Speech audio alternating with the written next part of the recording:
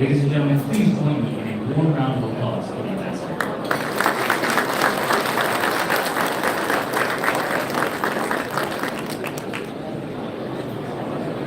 Well, good evening, everyone. Good evening, ladies and gentlemen. You hear me? Right. Well, thank you for joining us tonight. As we celebrate Korea's National Day and After Today, we mark 70th anniversary of the Korean Alliance and 141 years of the Korean Alliance. I would like to recognize some of the distinguished guests joining tonight. Senator Bill Egerton, Congressman Bud Johnson,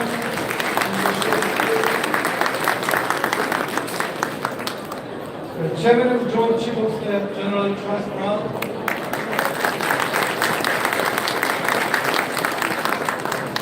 Dr. Kurt Campbell, Deputy Assistant President of the White House,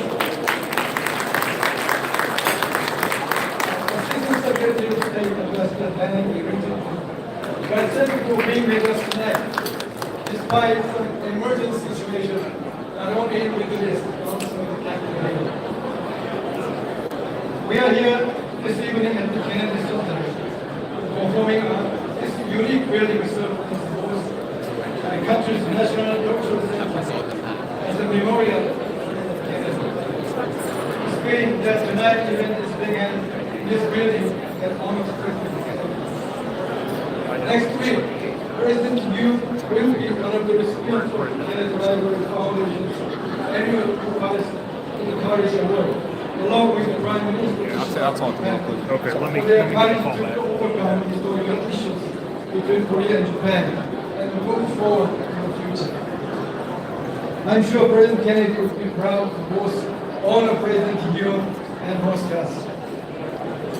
Although I can speak for hours about Korea-US alliance, but numbers sometimes speak louder than words.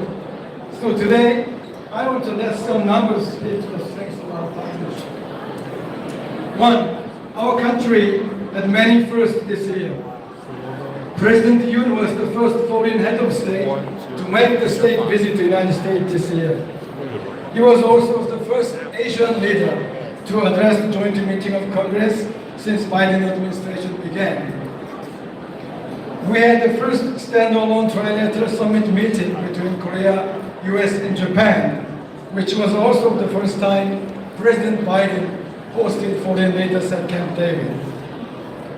Two, on the economic front, the US is the second largest trade partner and may soon take over China as our #1 export destination.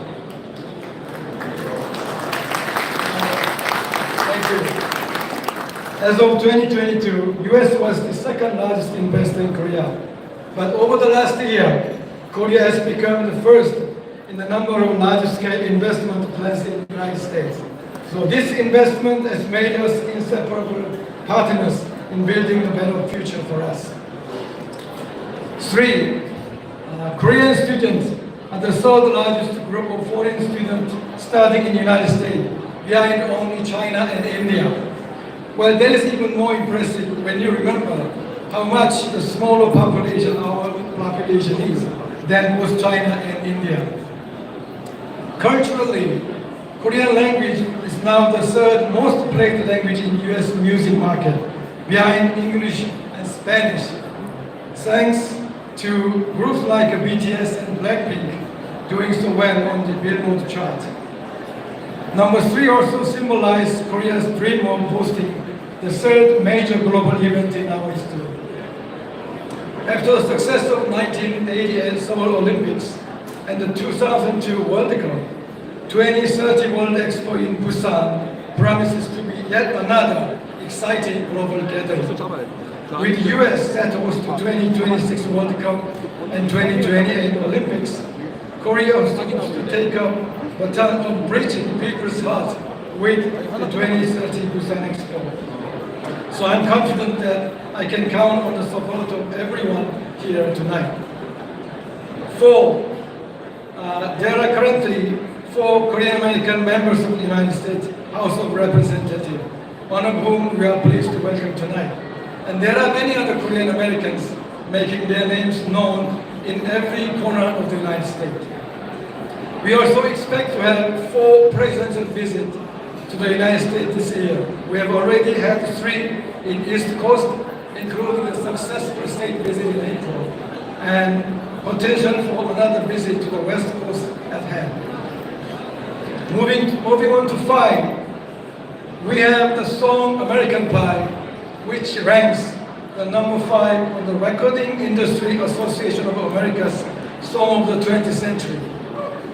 So many Americans still fondly remember President Yoon's short but wonderful rendition of American Pie as state dinner. But please don't expect me to sing, not tonight. Right? At this rate, I could be speaking all night, so I think I'll have to start counting. But there are many other numbers I could mention that speak volumes about our alliance. 120 years since the first Korean immigrant came to the United States. 28,500 brave American troops stationed in Korea today. 1.8 million US soldiers fought in the Korean War. 2 million Korean Americans providing a direct connection between our 2 countries. More than $100 billion in investment to the United States by Korean companies over the past 2 years. And $200 billion worth of bilateral trade as of today. So these numbers are just the tip of iceberg when it comes to our deep-rooted and multifaceted relationship. So let me conclude by asking if anyone knows the meaning of one more important number, that is 1,200, which is the number of guests we welcome here today. The finest selection of our Korea's dear friend and allies here in Washington. So needless to say, I appreciate all of you being here tonight with us, and I hope you all enjoy tonight's performance featuring traditional Korean dance. So please join me as I propose a toast. Please raise your glass.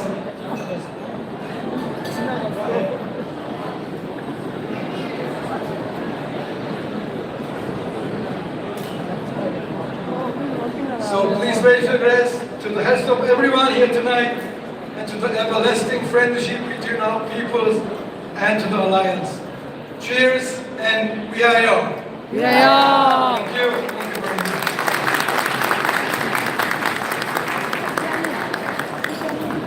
Thank you, Ambassador. Next, I would like to invite for congratulatory remarks Senator Bill Hagerty. Please join me in a warm round of applause for the Senator. 상원의원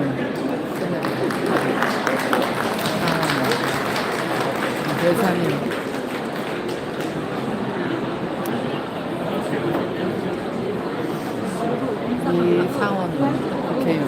Ambassador, thank you for those wonderful remarks, and thank you for inviting me to this wonderful gathering of 1,200 people to celebrate this most important alliance. I'd just like to say this. You mentioned the trilateral meeting that took place in Camp David between your president, the President of Japan, and the President of the United States. I want to recognize Kurt Campbell and his team for their role in making that happen, and yourself, Ambassador, for making this historic event happen. From a political standpoint, this is absolutely critical. And we're going to follow up from an economic standpoint with a conference on the west coast of the United States here in November, a trilateral economic summit that will continue to deepen our economic ties, that will bring us even closer together strategically. So thank you for your leadership in that, Mr. Ambassador. And thanks to all of you who support not only our diplomatic, our military relationship, but also the deep economic relationships that we are forging between our nations. Before I give a toast, I would like to just share a little bit of personal insight. I found just the other day photographs of my father on Wake Island when he served during the Korean War. Our connection with your country was deep. I'd also like to share another experience that my kids enjoyed while being in South Korea. I was serving as U.S. Ambassador to Japan. We did not have an ambassador in place in South Korea at that time. I was in Seoul meeting at the Blue House. My wife and children went to meet with a number of defectors from North Korea. as they told their story about the life in North Korea, how tragic things can be. At the end of that conversation, a young man named Ji Sung-ho came up and asked my sons if he could someday visit the United States, visit our capital, perhaps even visit our White House. Well, those notes got written up. I saw that. We made a few phone calls, and a few weeks later, this young man, Ji Sung-ho, visited the United States Capitol, the White House, and the president even asked him to attend the State of the Union address. You may remember this, because when this young man was called out during the State of the Union address, he pumped his crutches in the air as a sign of victory, a sign of defiance to the North Korean regime. When he came home, he had become so popular that he was asked to run for the National Assembly, and now I think, Ambassador, he serves in the National Assembly. What a great story to tell. My children feel like they had just a very small part in seeing that part of history unfold. So to the history continuing to grow between our nations, the greatest alliance will continue to get greater after 70 years. Please join me in a toast to the South Korea-America Alliance. Cheers. Yes. 한미 동맹을 위하여. Thank you, Senator. Next, I would like to invite for congratulatory remarks the Chairman of the Joint Chiefs of Staff, General Charles Brown. Ladies and gentlemen, please join me in a warm round of applause. 상원의원, 미 상원의원.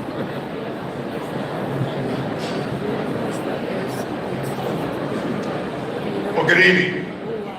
I'm delighted to be here to celebrate 70 years of the alliance between our two great nations, the Republic of Korea and the United States.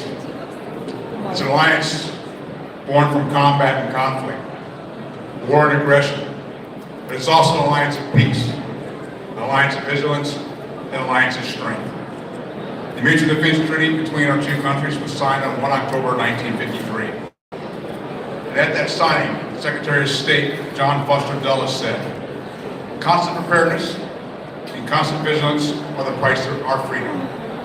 Bitter experience has taught us that weakness invites aggression, that the requirement of peace and security is the maintenance of our strength." And for the last 70 years, the United States and the Republic of Korea have defended freedom together. Shreen and I are very grateful to be here tonight to celebrate 7 decades of friendship and cooperation.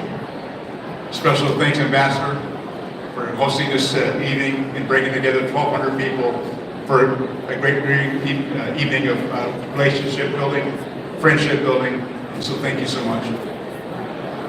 73 years ago, General Douglas MacArthur and Korean General Pak Sung-young faced the great challenge of repelling the North Korean invasion.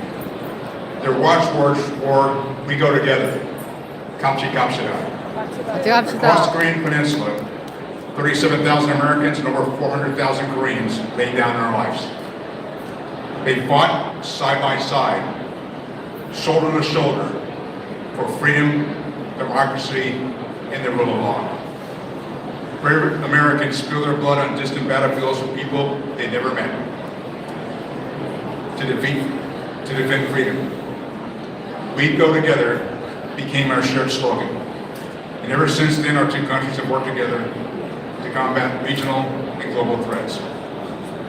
Today, the United States currently has over 28,000 soldiers, sailors, airmen, Marines, and Guardians stationed on the peninsula. I'm personally proud to have served in the Republic of Korea on many assignments alongside our Korean partners over the years. You mentioned the 1988 Seoul Olympics. I was able to go to the 1988 Seoul Olympics. I was assigned to Kunsan Air Base in Korea. And over the decades, our relationship has deepened beyond just our military alliance. We've worked together to strengthen our respective economies and increasingly focused on our future opportunities, including in space, energy, health, and climate. The alliance is the proof that just how much we can achieve when we work together. There remains a foundational relationship that has grown and expanded our efforts to support the collective strength of our two nations. As John Foster Dulles said, our strength will hold our peace and security. I'm humbled to be here tonight as we celebrate 70 years of friendship. In the next 70 years of our commitment remains. We go together. 감사합니다. 아직 갑시다.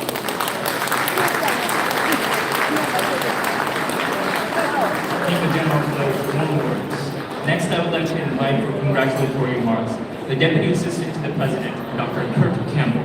Please join me in a big round of applause.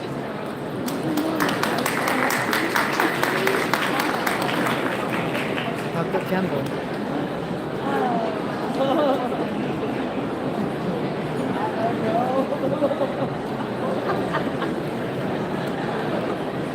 Ambassador Yoon, Mrs. Yoon, all Korean guests, veterans, friends who have served with distinctions over decades supporting this most treasured alliance.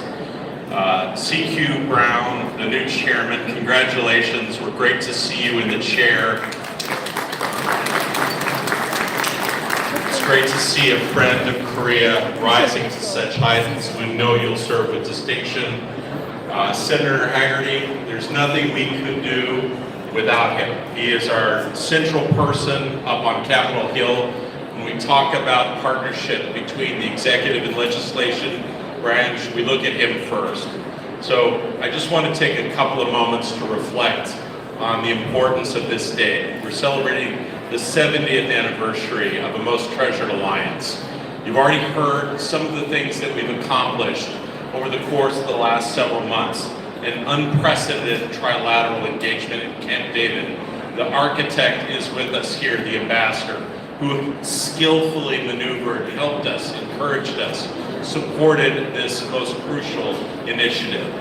We've also stood toe-to-toe with Japan, South Korea, and other allies as we confront unprecedented challenges from North Korea, and we will remain vigilant no matter what we face.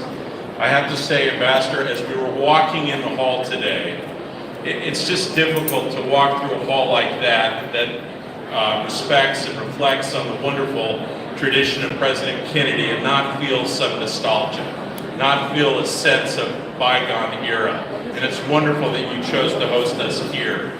And I must say, I was touched with a tinge of sadness, but then I remember, yes, we are faced with enormous challenges on the global stage, but we confront them side by side with Korea. When the general talks about going together, we go together not just on the Korean Peninsula, but globally.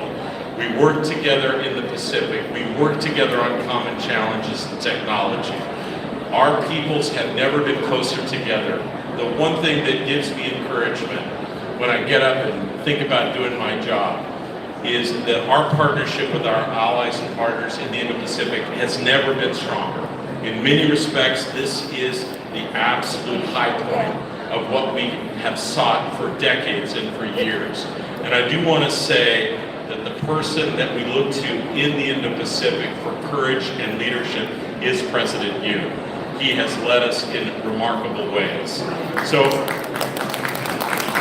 I'm going to turn it over to my dear friend Dan Crettenbrink, who has been a rock of this relationship as well. Thank you all for coming. It's great that we celebrate. It's wonderful that we raise our toast and we remember the wonderful things about this relationship, but take a moment as you're walking out to reflect of all the people in uniform, diplomats, businessmen who built this treasured relationship over decades. And let's commit ourselves to do even more in the future. Thank you all very much. Best wishes.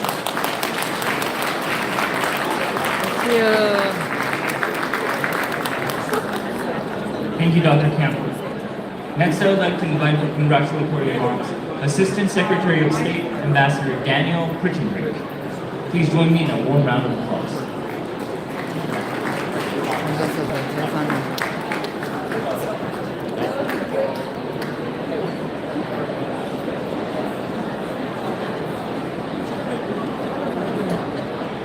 All right, good evening, everyone. I'm Dan Critchenbrink. I'm the Assistant Secretary of State for East Asia and Pacific. I'm so deeply honored to be here tonight to celebrate 70 years of our alliance, 70 on this occasion of the Republic of Korea's National Day. Nobody does a National Day like Korea. I'm confident this is the hottest ticket in town That's why you've got 1,000 people here in the Kenedycenter. And to my good friend, Ambassador Cho Hyun-Nong, to your lovely wife, thank you so much.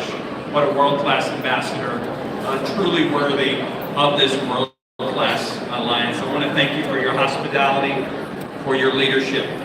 I think we can all recognize that since Ambassador Cho's arrival here this spring, over the past 6 months, he's had perhaps the most successful tenure of any ambassador that I've seen at the beginning of their assignment to the United States. Truly extraordinary what you've achieved, building on your decades of experience and friendship with the United States. And I think that Ambassador Cho's phenomenal 6-month beginning is emblematic of Korea's past 70 years. Success after success, accomplishment after accomplishment. Over the past 70 years, we've seen the Republic of Korea grow into an economic powerhouse, the 10th largest economy in the world, America's 6th largest trading partner. Korea is a pioneer in the automotive and semiconductor industries, among many others. As President Yoon has said, Korea aspires to be a global pivotal state. We've already seen Korea's rise to global, truly global influence. And it's not just your power, it's not just your influence and your economic might. Korean culture, Korean food, Korean music are everywhere. Whether it's BTS or the movie Parasite or Kimchi, Americans simply can't get enough. As many of you know, truly, and I think Dr. Campbell and General Brown already spoke to this has truly been an historic year for the U.S.-Korea alliance. To celebrate the 70th anniversary of the alliance, it's a testament to the value of our partnership. Of course, we had the honor of welcoming President Yoon to Washington on 2 separate occasions over the past 6 months, which I think shows just how dynamic our alliance is. Of course, as the ambassador talked about in April, President Biden was honored to host President Yoon here for one of the most successful state visits I've ever seen. It demonstrated Korea's strength, the great power of our alliance, and we also learned that President Yoon is one of the finest singers on the planet. I'll never forget his rendition of American Pie. I just only wish he continued right into the chorus as well. We'll save that for the next time. Then in August, of course, President Biden joined together with President Yoon and Japanese Prime Minister Kishida at Camp David in an historic summit that displayed the tremendous political courage of both leaders as they overcame historical differences to move their 2 countries into a new era. Mr. Ambassador, our future together is very bright. We look forward to the years and decades to come as our shared interests and our economies and our peoples grow more closely together. We're prepared to address the challenges before us, and we'll do it as we've always done before, together. So again, let me thank my good friend, Ambassador Cho. You know your excellent team here in Washington for this wonderful event. I again congratulate you, most significantly, for your unwavering friendship on the anniversary of your National Day. Thank you very much. Thank you, Ambassador.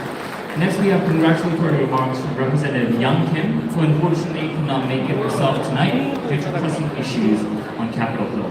She has asked that we deliver her address in her stead. If I may.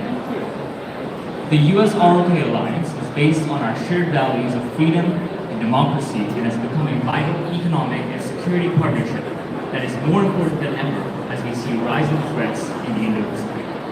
As a Korean American who grew up in South Korea in the aftermath of the Korean War, representative of a vibrant Korean American community and chairwoman of the Indo-Pacific Subcommittee, supporting the U.S.-ROK alliance is personal to me and my work in Congress. I am proud to commemorate the 70th anniversary of the U.S.-ROK alliance on the Korean National Day. We look forward to working to strengthen our partnership for years to come. Thank you. Ladies and gentlemen, this concludes the 2023 Korean National Day and Armed Forces Day opening reception. However, as you already may know, this only marks the beginning of the second half of tonight's events. A Korean cultural performance is to take place at the Eisenhower Theater located on floor T, starting at 7:45. Tonight's performance will present to you both Korea's tradition and modernity. 이거는 끝나고 And 문화 if I 공연 may 보러 let you in on a little secret, 케네디센터 Ambassador and Mrs. Cho will be making a surprise 거기서 appearance 다시 tonight, so please stay tuned. 땡큐. Please use 진짜 the 잘 elevator 챙겨봐요. that you use on your way up as well as the ones located on the left side of this hall, my left,